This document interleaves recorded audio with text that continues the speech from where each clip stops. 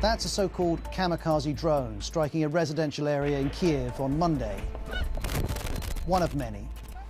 Imagine that some very huge 200 kilograms motorcycle are flying over your building. It's really freaking scary. That's easy to believe. The drones are small, fly low, and are being used across Ukraine on civilian infrastructure. They pose a new threat. They are deadly, but they are also a real instrument of terror because they don't just come in on a trajectory and explode. They loiter and they seek out a target, and that is terrorizing. These drones reveal an evolution of Russian tactics, but also the way that global tensions and alliances are part of this war. Here's how. This is a Shahed 136 drone. Russia's using them. Ukraine is trying to intercept them. This is footage posted by Ukraine's Air Force Command. It says it's destroying around 85% of the drones. Some then are getting through, which leads to scenes like this with Kiev police officers trying to shoot one down. But evidently, to Russia, this is a numbers game. Send the drones in swarms, some will reach their targets, which means it needs a lot of them.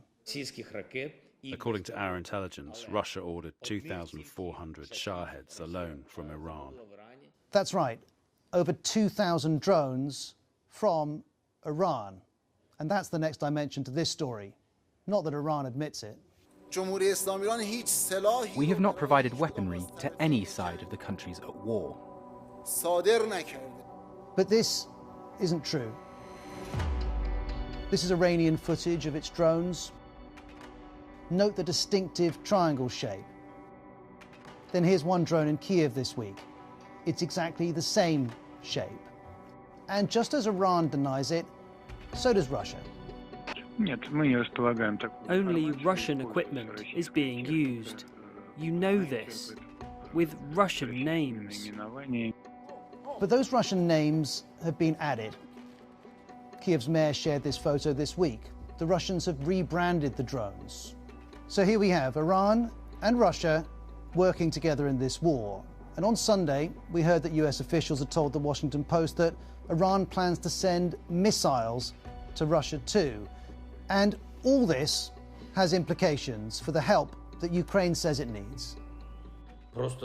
Right now, there is a new Russian drone attack. There are drones shot down. The world can and must stop this terror. To stop that, Ukraine wants air defense, and it's looking to one country in particular, Israel.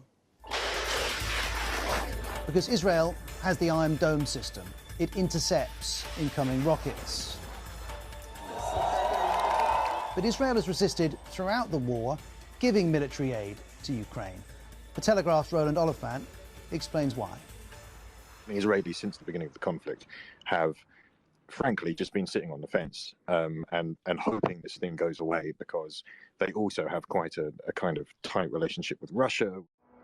Ukraine's hope is that Iran's drones may change that calculation, because Israel and Iran are longtime foes, countering each other in the Middle East and beyond. And now, once more, Ukraine is asking for help. If Israel's true policy is to consistently counter the destructive actions of Iran, then the time has come for Israel to openly stand on Ukraine's side. Russia, though, has warned Israel against that. Its former President Medvedev says it would be a very reckless step. In other words, don't, or else.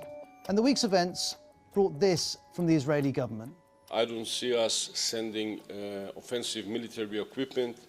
Maybe we can support them with an early warning systems. So Ukraine will receive help, but not all the help that it wants, which is why the story of these Iranian drones is one of lives lost, but also of how Ukraine is now playing host to global tensions, and of how the West continues to balance a desire to help Ukraine and avoid provoking Russia.